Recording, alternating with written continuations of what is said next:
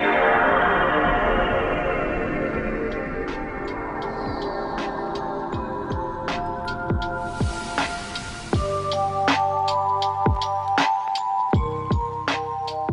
and welcome to Glitch Cube, we're a gaming podcast, and each week we take a deeper look into the art of video games. As always, I'm Christian. And I'm Chris.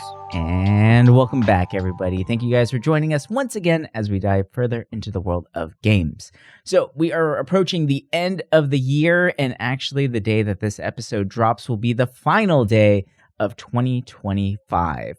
So it is only right for us to discuss our top games of the year. We've already gone over the Game Awards. We talked about those, like what was announced as far as their list goes, but we want to talk about the ones that spoke to us personally.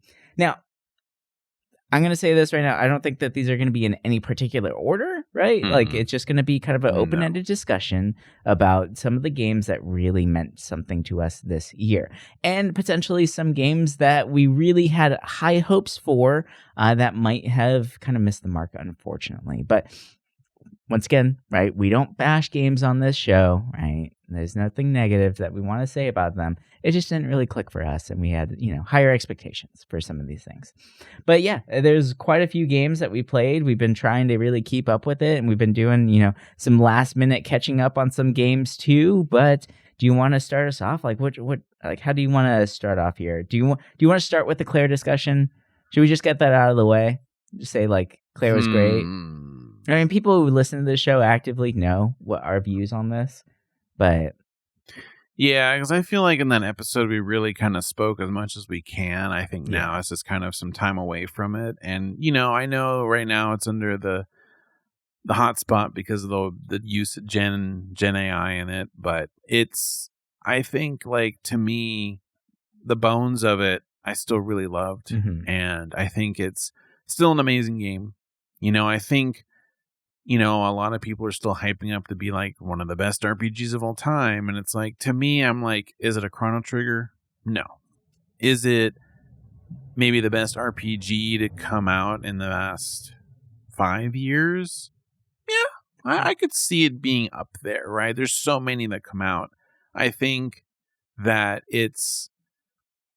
there's a lot of things about it I can see being used in future RPGs from other places, right? There's already this, I know by the time this video or this audio goes up, this will be old news, but there's already, they're remaking, so there's this Chinese RPG called Sword and Fairy.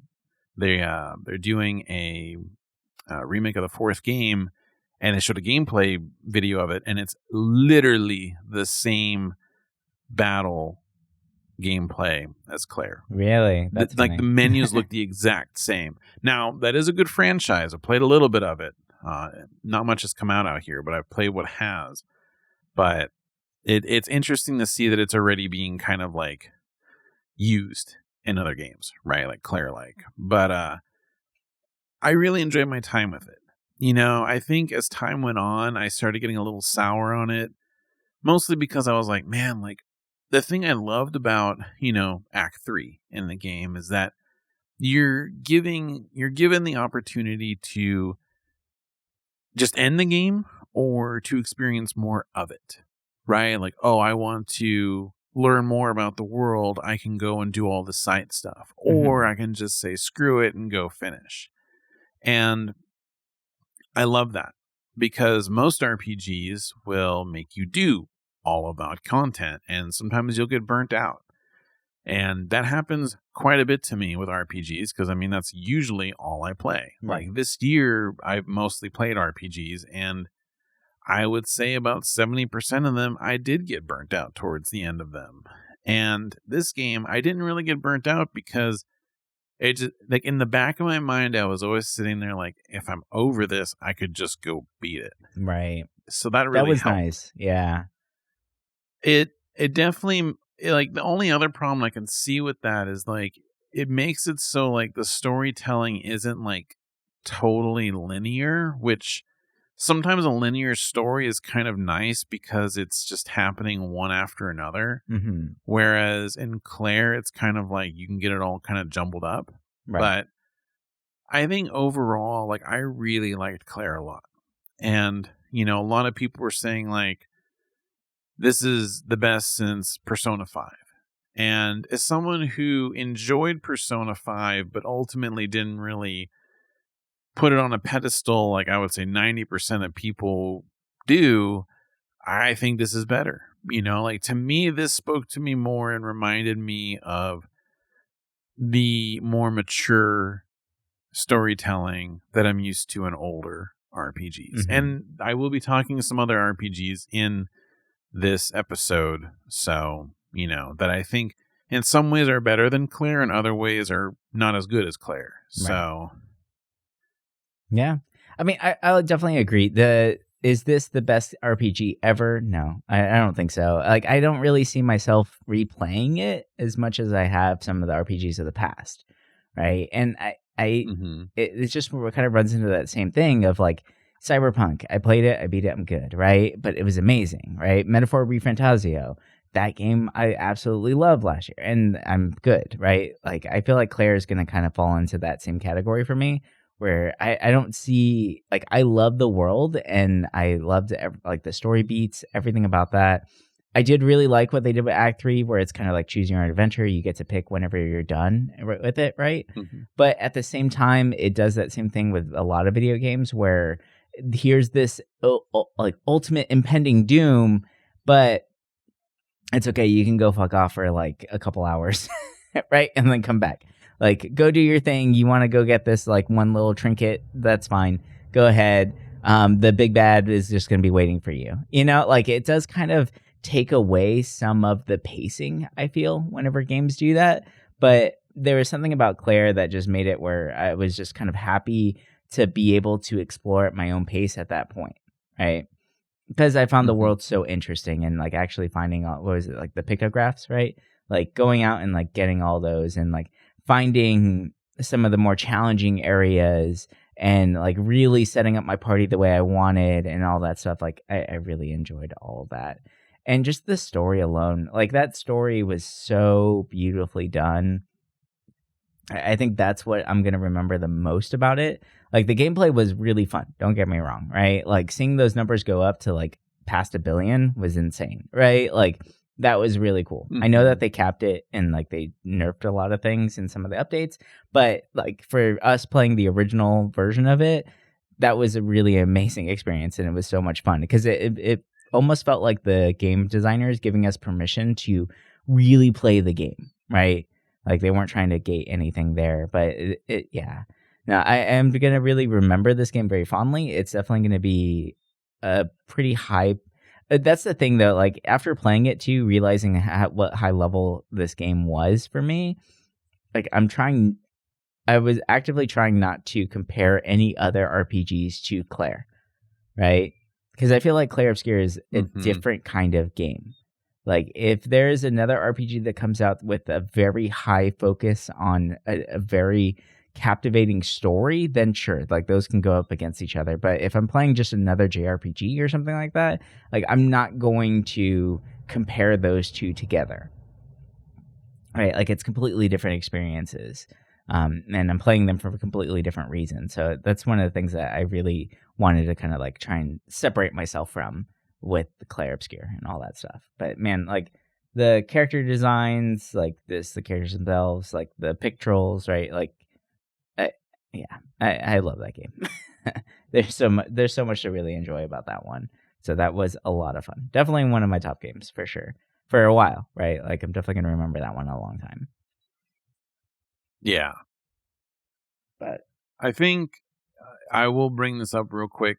I kind of made like a top 10 in my mind, but like you said, like this is all going to be out of, there's no number one really. Right. When I think about it, I will say like there's a lot of games that like I didn't get around time to playing this year, but some that I actually did have time to play that, if I had a top 10, I don't know of there'd be one game that would make this list. And I'm talking about the Nintendo games of 2025. Okay. And, the Switch 2, right? Has a few exclusives, right? 4 or so. Is that what we're saying now? But, I'm kind of looking over them and I've played, I think, all of them except for Metroid 4, which I don't really have any interest in going to. Right. But Same. Mario Kart World, I played it for like maybe a week, and then I had my fill, and I was like, you know what? This is an 8 Deluxe.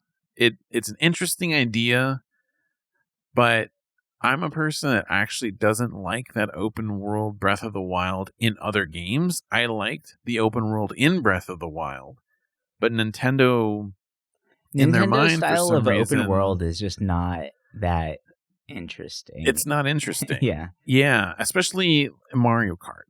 Like, I don't know. They needed to put more on the map to make it interesting. But I ended up not really caring for that.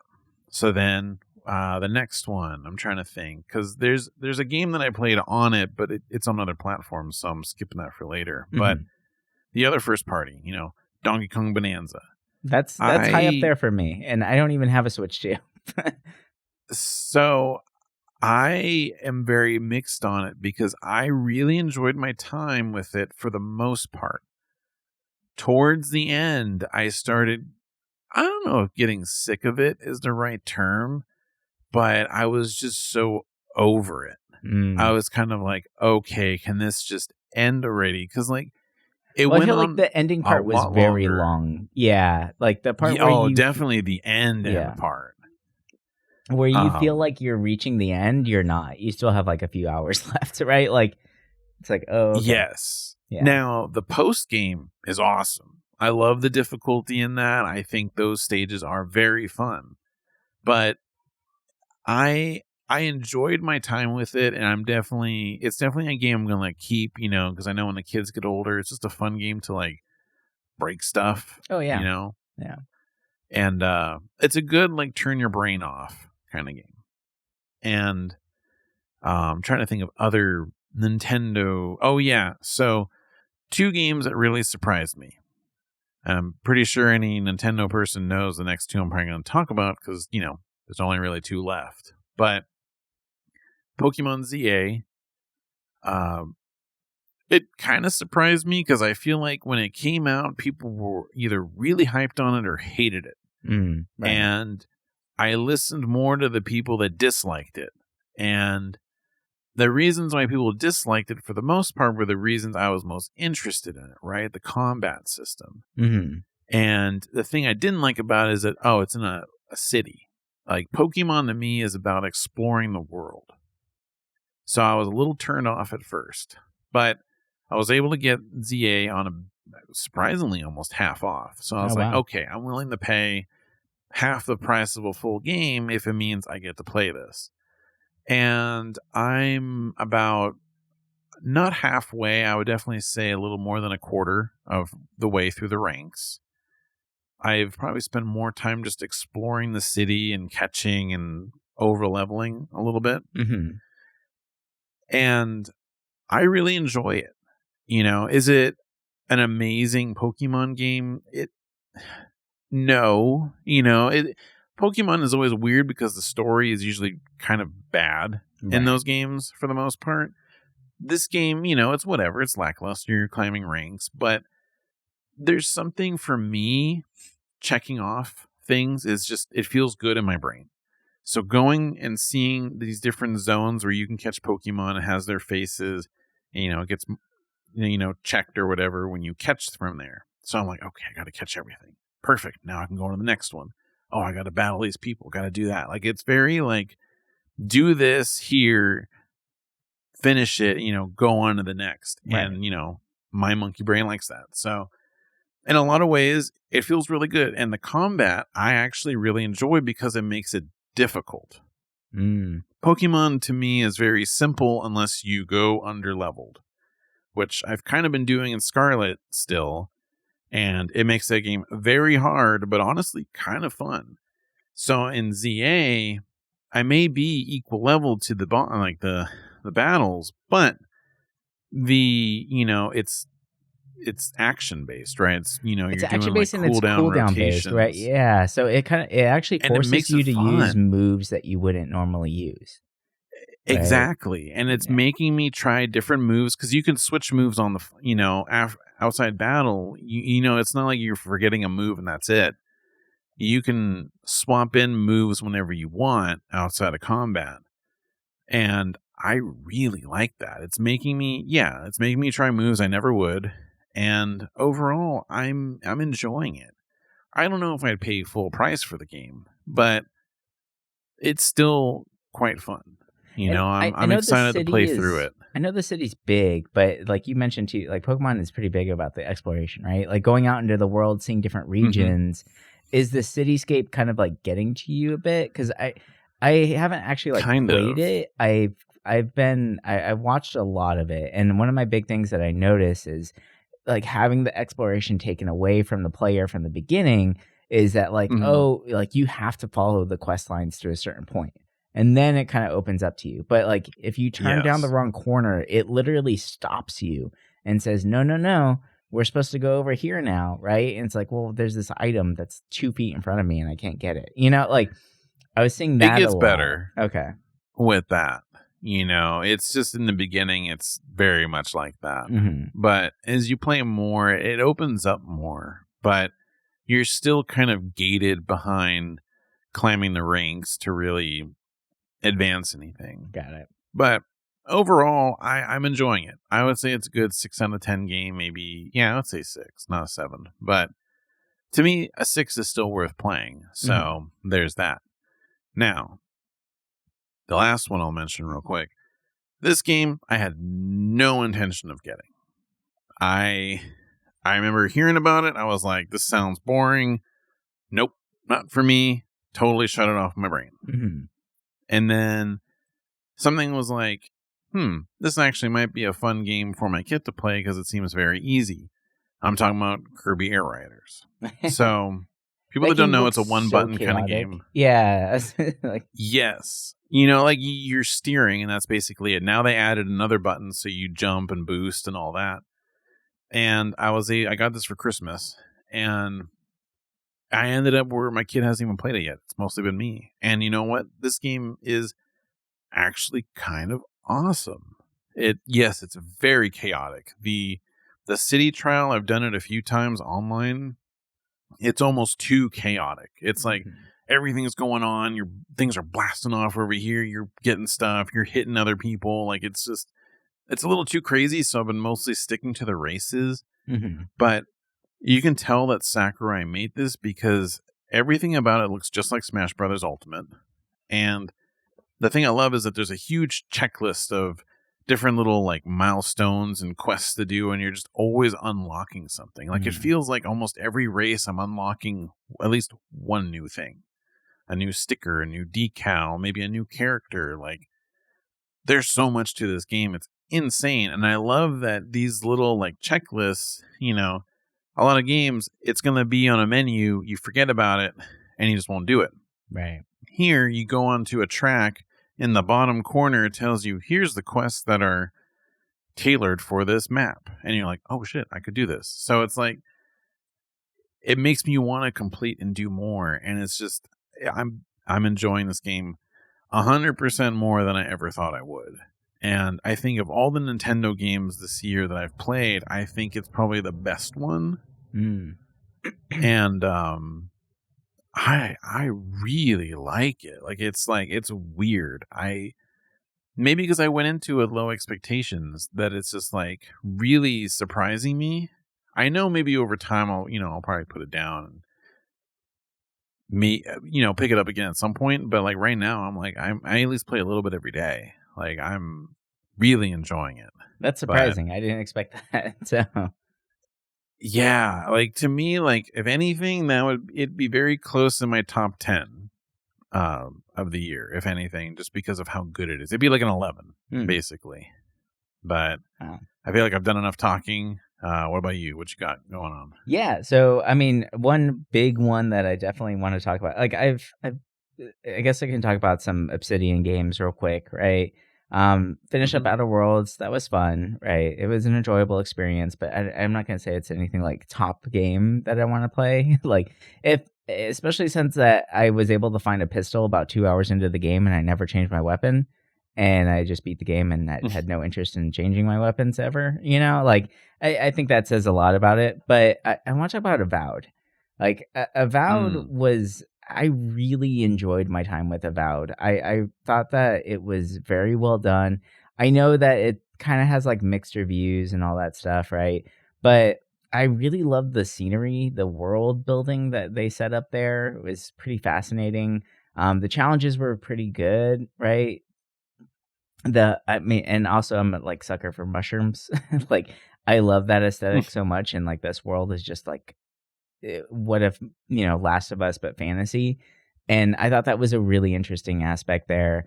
And like the companions I thought were really cool. Like they had interesting stories to tell.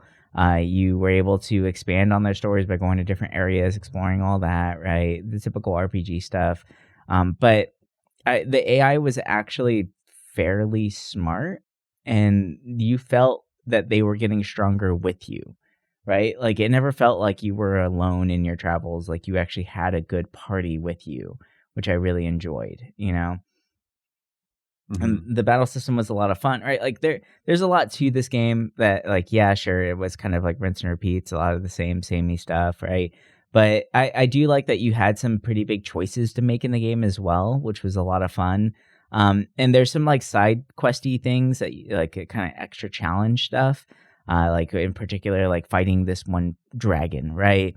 But if you do like a certain side quest beforehand, then you actually get assistance from a different dragon, and it makes the fight a lot easier. But like it's like little setups like that, or like, oh, like you can kill the god, or you can like make the god your savior. Like it basically felt like you were raising a kid throughout this entire game, and the kid was watching the choices that you make, and it actually felt like you were changing the ending, right? Because the ending is based off of like how you are as a person and like what you do tell to this forgotten god, right? And I really like that idea. I feel like they could have went further with it, but I felt like it's a really interesting idea that they were able to accomplish, right? And yeah, I think what made it even more like special, I guess, is this was on Game Pass, right? Like I didn't pay for it, so like it was just like here you go, here's a awesome game to play for free, right? And you can't really beat that. Like once again, Game Pass came through clutch this year and gave us some really awesome games for sure. But those ones were pretty high up. Like I feel like Avowed was definitely one that I remember very fondly. Now I do want to talk about a game that I absolutely loved, and I would argue that this might actually be like my game of 2025. Like, while Claire Yes was a huge game, I feel like what South of Midnight did for gaming is so much more meaningful than any other game that came out this year, or even any other game that came out recently, right? Like I know that like Metacritic score, sure, it's like 70s, right? But like I don't know, the combat, yes, it could feel a little repetitive and everything like that, but the story, the music, the settings, those aspects of this game really hit home for me, right? Like, and it made it so memorable, and like the character designs that just, I don't know, there was something so beautifully done with this game. And I really enjoyed the fact that, and I really appreciate what the studio did by actually even putting out like a mini documentary explaining how they got around getting the stories and making sure that they're telling the stories correctly, right? And like really wanting to make sure that, because this is a tough one to put out there, right? And it's not everyone's story to tell. And the game industry is predominantly white, right? Like it is what it is.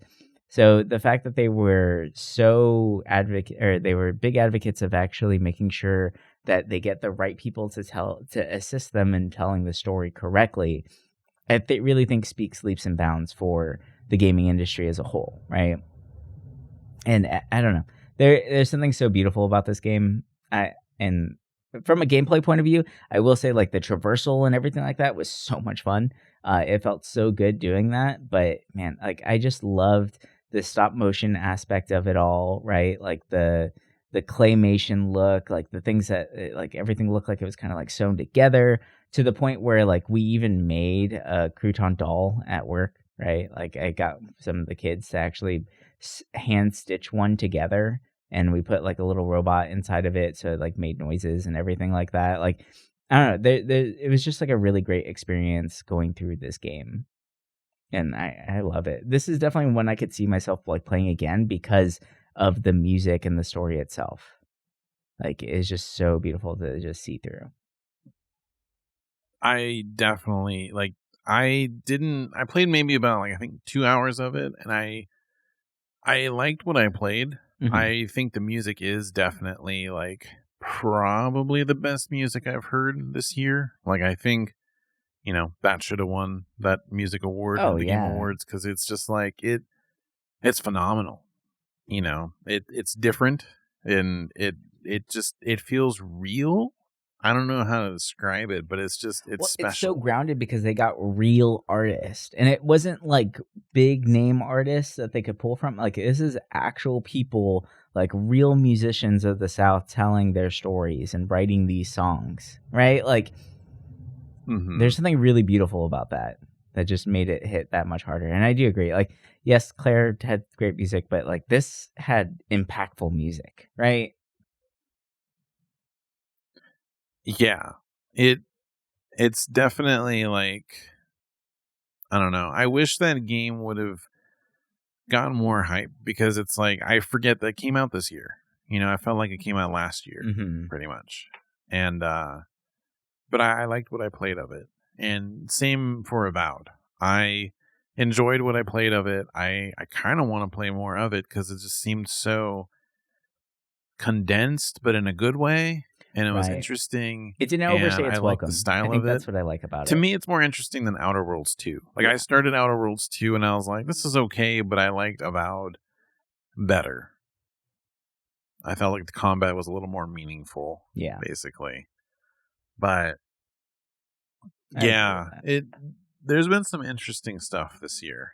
I think for me, a big one that kind of surprised me, I'm just about to beat it. I think I'm like right near the end of it, but I feel like I've experienced enough of it to put this even in my top list, if not top maybe 3 or 4 of the year. But Baby Steps. Oh, nice.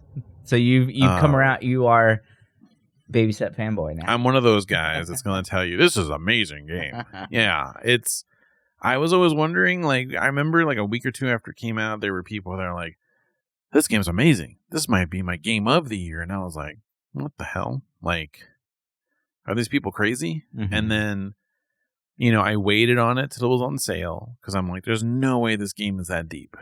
And I avoided most gameplay. I didn't really watch it. And it was on sale, and my friend, who was adamantly against it, like not even a shred of interest in it before, picked it up and started playing. I was like, well, if he's playing it, then I should play it. And that's what happened. And I fell in love with it. It's a game that has a lot to it, but you don't have to do all of it. Right. And because of the difficulty of walking, right, where you have to walk with the triggers and stuff, after a while I stopped trying to find everything. And I think that's made me really enjoy this game a lot more. I'll watch a cutscene video on YouTube to get the rest of it that I didn't want to spend time with. Because obviously you could spend more than 30 hours in this game probably, because there's just so much to see and do. And it's unexpected, in a game like this. You're just trying to climb up that goddamn mountain, basically. And the character growth of your character is so fascinating because it's very slow, and in a lot of ways it's somewhat relatable, right? You're someone who thinks you can do everything on your own. And, as the game goes on, it kind of, that opinion changes. And, I don't want to say too much, but it's like towards the end, it's special. And the accomplishments of just getting up an area to the next camp just feels so good. It feels, I'm a person that loves getting trophies and achievements in games. And I like being able to be like, yeah, I got that. This game, it's not like you're getting trophies or achievements for getting to every camp. It's more for special stuff. But even just getting to the next ledge feels like an achievement or a trophy. Even though there's, nothing to show for it. It's like in my mind, I'm like, yeah, I did it. This feels awesome. And this game is really fun. It's frustrating. Don't get me wrong. Like, there's been many times where I fell off a bridge and I had to climb all the way back up, and it sucks. But when you finally get past to the whole next area, you're like, oh man, look down there. Like, that's where I struggled. It's such a special feeling. And the humor in this game is fantastic. The cutscenes are great. Like, if you have no interest in playing this, watch the cutscenes. Like, they're just funny. The character is very interesting, and it tells a really good story. And I think the story of the main character can, a lot of people I think can relate to it in some way or another. And it is special. I can see why people have this very highly on their list. And, for me, it'd be pretty high up there too. I think this year had a lot of sleeper hits when it came to amazing games. And, I think for me, I didn't get around to beating Despelote, but from the little bit I did play of it, I enjoyed. I think another indie game that I really loved was Consume Me. And I think, for me, I love mini games. I don't love them when they're optional for things like in Final Fantasy Rebirth, where there's just like 500 of them. But like when they're done in a way where it's almost like WarioWare, I love it. And in Consume Me, it's kind of like that, right? You're a character that has, an eating problem, and the game kind of plays on that, right? Where you're trying to get better with yourself. In the beginning of the game, it can be kind of a trigger because you're speaking with yourself and they're kind of telling you, this is how you lose weight, by trying not to eat and stuff like that. But as the game goes on, it changes, and it's a very heartwarming story. I think it's done really well, and the mini games are fun. The visual style is very interesting and different. At first, I didn't know if I liked it or not because I almost got corporate Memphis vibes from it. Yeah, okay. And I hate that look. But then as I played the game, I was like, oh, this is actually really unique and special. And it's definitely, for me, it's my top 5. I think the story is done really well. And this year has had some pretty emotional games. This is the last little short one. I still have more to talk about, but I want to give you a chance. But this game, I can't really say much because it's only about 40 minutes long, an hour long. But And Roger, probably it's rare for a game to make me cry, right? Make me sad. And this game did that. Like I said, it's only an hour long, and I feel like I've even talked about what made me sad in it. It would kind of give it away, even though they kind of say it in the description of the Steam page. But, all I'll say is like, there's memory things going on here. So, if someone has problems with that, it could That's trigger. gonna hit hard, right? Yeah. I've just read the synopsis, like this story, and I can feel it already. Like, oh no, it's it surprised me, but I think it was told very well, and I liked it. It wouldn't be in my top 10, but I think it's a game that needs to be mentioned more because I don't really hear a whole lot of people talk about it, but I think it was done really well. Yeah, that one. Yeah, that's always one of my biggest fears is losing memory, and I feel like that one would be really hard to play through. But probably one of those beautiful games. It's like that dragon called Cancer, right? Remember that one back in the day? Yeah, those ones are really tough. This is similar to that in that kind of way, where it kind of hits you. Okay, yeah, I definitely want to check it out now because of that. But I know that I need to be in a strong emotional state to enjoy it. That's for sure. But all right, so a couple like little indie games real quick that I do want to bring up that I really enjoyed this year. One of them, it's called He Is Coming. I don't know if you've seen this game, but it's a really good little like indie open world game that I actually played a lot of. Just because it was just so simple to just jump into. It has like a nice little day night cycle, but it looks kind of like, I don't know how to explain it. Like it's very simple graphics, right? Like it's just kind of like moving a sprite down a road. And if you happen to walk over an enemy, then you start a fight sequence, right? But the entire time you're picking up different equipment and all that stuff. And the point is to like beat the boss at the end, right? And it's just it just runs, right? But you find out like different synergies and things like that. And you can expand your inventory so you can hold more items. And when you go into combat, each item does trigger like one after another, right? So like you can move things around and all that stuff too. And it was a very fun playthrough, right? Like it's just one of those good little, like I play it every once in a while when I don't know what else to play, because it's just like a simple, easy one like that, right? And it was good. It's a good little like roguelike. I like this version of the roguelike better than just like, I don't know, like Slay the Spire style now that's been played to death, right? Where it's like you pick a expanding branch and all that. This one, you actually are like exploring a map that is ever expanding, and it is really interesting in that sense, right? More traditional. Yeah. Then the other one that I want to talk about that I feel like definitely needs a lot more love is Demon School. I talked about it a lot in one of the episodes, but like Demon School was really, really fun. I really enjoyed the amount of characters that it had.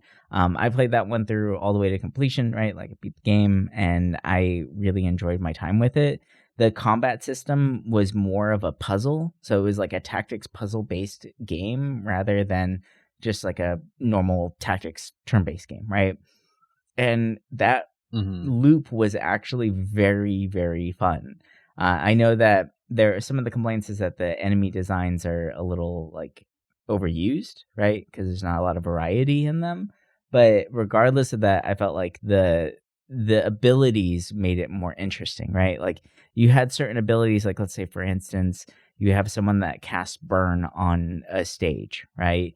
But then you can also put things on them that will make it so that they heal through burns or something like that, right? Like it is kind of cool that you can synergize your players and you get to pick all of the moves that they're doing until like, and then at the end, if you like the overall outcome of it, then you execute it and everyone goes at the same exact time, right? If you don't like it, then you can just go back and try and set up the turn order again to be a little bit more efficient, right?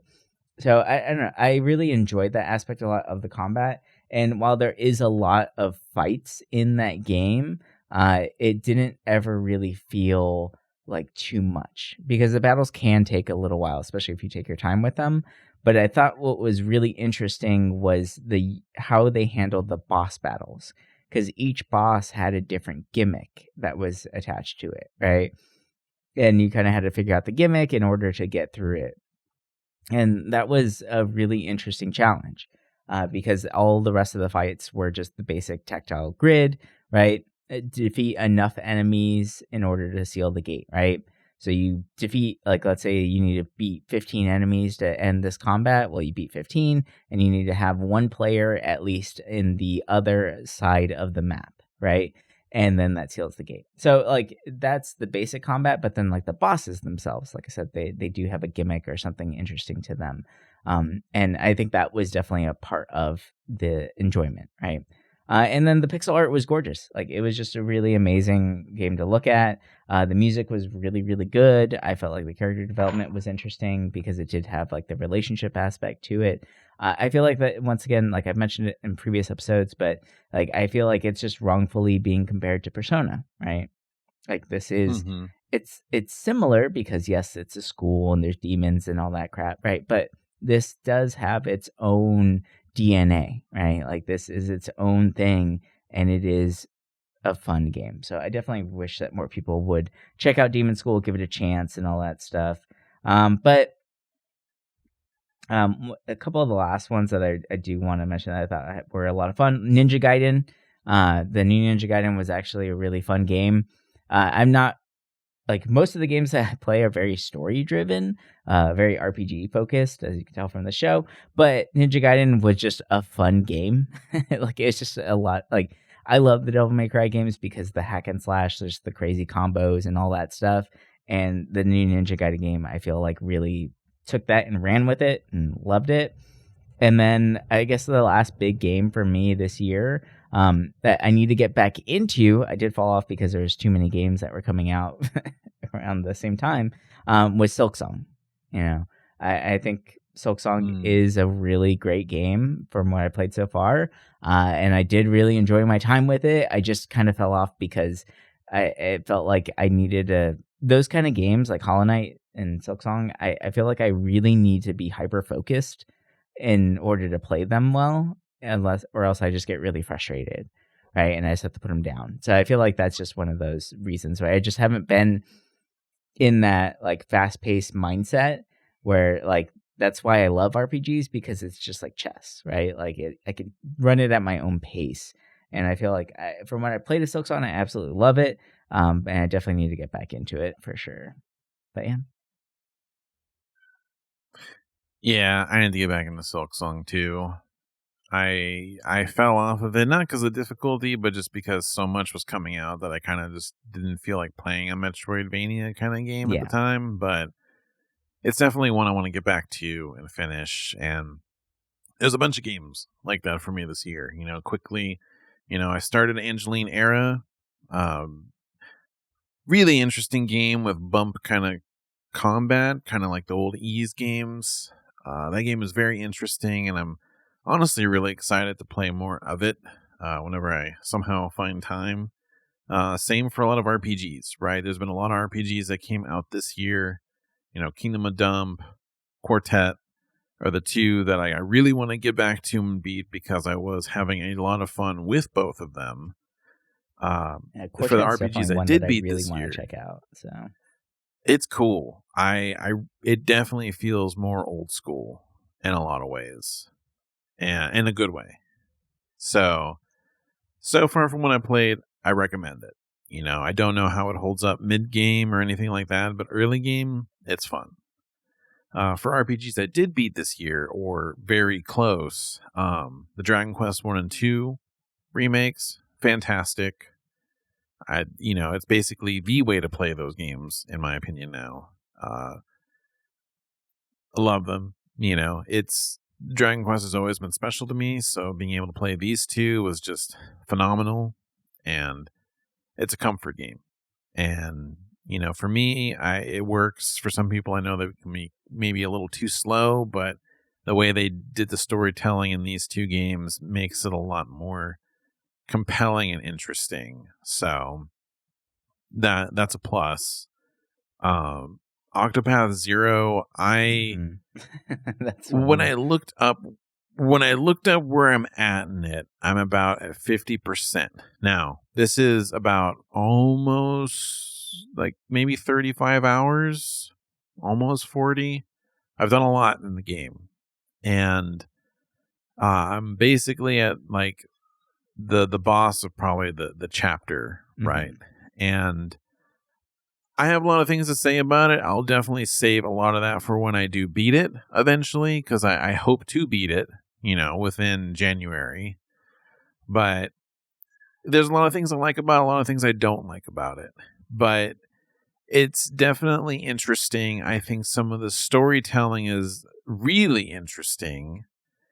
But there's also a lot of things about it where I'm just like, this is going to be a very unnecessarily long game, and I'm wondering that's the feeling I'm getting, goes. That it's long to be long, right? Like I've heard it gets good in the middle, and then I've heard it kind of drags, and then I heard the ending is okay. So I'm kind of motivated to see it. So yeah, like right now the story, like, it's interesting. Like, I am interested in what's happening. Like, I think it's really good, but there's also like a lot of RPGs I want to play right now that I know would suck me in probably, a lot harder, right? Where I'd be a lot more interested.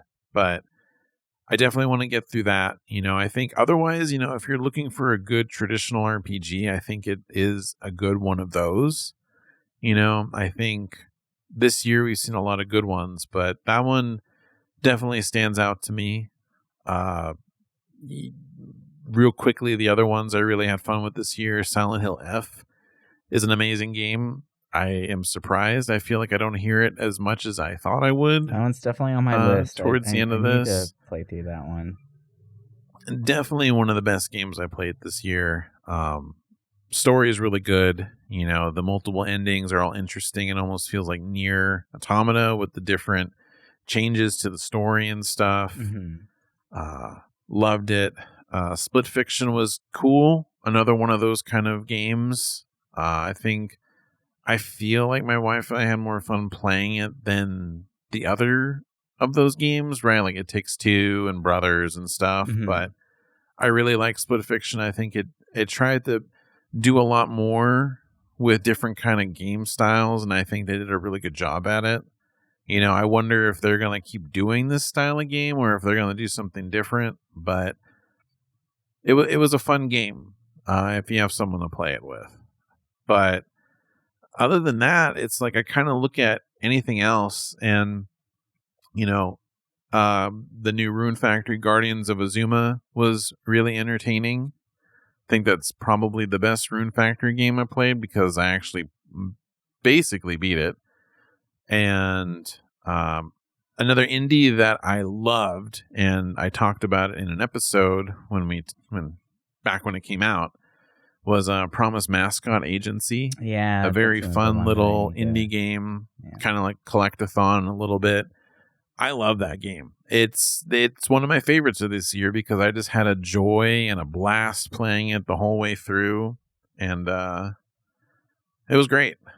But other than that, like, you know, there's games I want to play, like 100-yard or 100-line defense. You know, Fantasy Life was amazing. I forgot about that one. Oh, that's right. That's on my list. But I fell off of it. About that. I beat that game. That game was great. Yeah, it was just, I was like kind of like overwhelmed, you know. But other than that, it's like, you know, there was a lot of games that I was kind of like I liked, but then fell off, right? Like Blueprints. I liked Hades 2, where I kind of beat, like, you know, the first time, but it didn't suck me in like the first Hades. And then I guess, like, I'll shut up after this. But the two kind of games I was a little disappointed this year was the Pirate Yakuza, right? The Like a Dragon. Like, the gameplay of it was a lot of fun, right? It's the brawler. You got ship battles. It's awesome. But I just didn't like the story. I beat it begrudgingly, but I was like, man, it's not that I'm over Yakuza, but that game just, I was like, man, I really didn't care for this game. And it's sad because I was worried. I kept thinking that. I was like, man, Chris hasn't talked about this because you are a big Yakuza guy. So it's kind of surprising. When I beat it, I briefly mentioned in an episode and I dropped it because I was just like, it's okay, but it's not. I think it's like just not great. You know, the ship combat's fun, but that doesn't carry a game. And I'm still interested in their next game, but I don't know. That game was kind of a slog. And then the one game I fell off almost instantly because I didn't like the new mechanics was Citizen Sleeper 2. Yeah. I love that first game, but man, the second game, it was just like, I don't know what it is. That added gameplay of like the resources just kind of killed it for me. Yeah, I felt like I got soft locked too many times where I felt like I can't progress anymore, you know? And it got to the point where it's like, well, I can only roll a maximum of 2. Like, I can't get anything done. Everything's glitched and broken and all this stuff, right? And I was like, okay, this kind of sucks. Like, it was frustrating because, man, that first Citizen Sleeper was such an amazing game. The portraits, the character design, like, I just wanted more of that world. Right? Like, if they had just done that in a different setting, then that would have been amazing, right? But it's unfortunate. I get it. They, you know, it's the second installment. They want to add in new functionality, new things. But man, I had really high hopes for Citizen Sleeper 2, and maybe I'll go back. I might try it again and just see if I can get through it. But I don't know if I can. It's a shame. Because man, that one was so good. That was so good. But anyway, Man, it's a lot of games right there in 2025 that we played through, and there's definitely a few that we missed, right? We didn't talk about, or we definitely need to go back to and touch back upon, because there's a lot that came out this year for sure. But yeah, once again, like we said, this is not a like listed, what we mentioned first was our top game or vice versa, right? Like this is just a general discussion of the top games that we played in 2025 that we really wanted to let you guys know about. But anyway, we hope you guys had an amazing holiday season, right? When this comes out, we are going to be on the day harking in the new year. So hopefully, let's see what 2026 has in store for us game-wise. They're already seeing some stuff that looks phenomenal that we're very excited about. And we cannot wait to talk to you guys more next year in 2026. But anyway, for now, that's going to do it for us. And yeah, bye for now. Have fun. Be safe.